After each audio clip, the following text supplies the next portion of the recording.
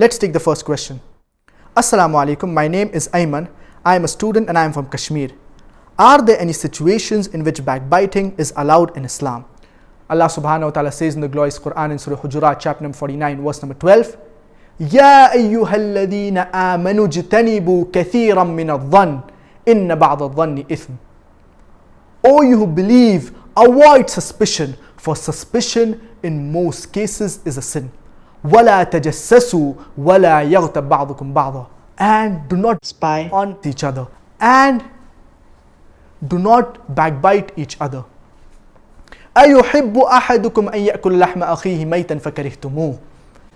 Would any of you like to eat the meat of your dead brother?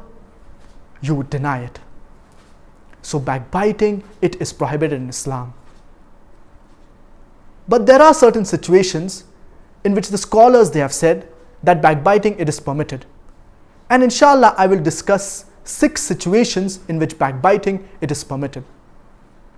The first is that when you're complaining regarding someone, if someone has done something bad to you, if he has robbed you, if he has cheated you, if he has lied to you, so you complain to the ruler or to the judge regarding this person. So in this situation, backbiting, it is permitted. The second is warning the people regarding a particular person. For example, someone is involved in robbing, in cheating, in deceiving. He's involved in something that is a bid'ah. He's involved in shirk. So you warn the people to stay away from such a person. The third is inquiring regarding someone. For example, if you want to do business with someone, so you inquire regarding this person, regarding his character, whether his character is good or no, whether he's involved in cheating, if he's an honest person, because you are going to deal with this person. So you inquire regarding this person. You inquire regarding a da'i, for example, if you want to listen to him, if you want to gain knowledge from him. So you inquire whether this da'i, he is on the Quran and Sunnah, he's following the Quran and Sunnah or no.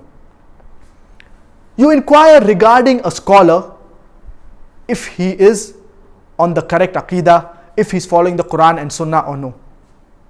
So when you want to inquire regarding someone, and if you want, for example, your sister, she wants to get married, and you come across a person and you want to inquire regarding his character, whether he's good or no, whether he offers salah, whether he cheats, whether he's a good person, whether he's a bad person, whether he smokes, etc. Because your sister is going to get married to this person. So you need to inquire regarding the negative traits, regarding the character of this person. So in these situations, backbiting, it is permitted. The fourth is that you warn the people regarding a public figure. For example, if a public figure, he is involved in something that is haram, he is involved in some bid'ah, he is promoting shirk, so you warn the people that they should stay away from this person. And the fifth is that you ask a scholar regarding someone. For example, you have a family dispute, you have a family argument, so you ask the scholar regarding this person. So you ask the scholar a fatwa or an opinion regarding this family dispute, and you need to explain the family dispute. So you need to mention the bad things or the bad points that this person has done to you. So in this situation, backbiting, it is permitted. The sixth, when the judge asks you regarding a person, and you need to speak the truth. Regarding a witness, for example, is this witness a good person? Is his character good? Is he honest? So you need to speak the truth. If this witness, is his character good or is his character bad? So in these situations, backbiting, it is permitted. So there are 6 situations in which backbiting, it is permitted. The first is when you want to complain regarding someone, if he's done something bad to you. The second is warning the people regarding someone if he's involved in something bad, if he's a robber, if he's a cheater, if he's involved in some bid'ah, if he's involved in shirk.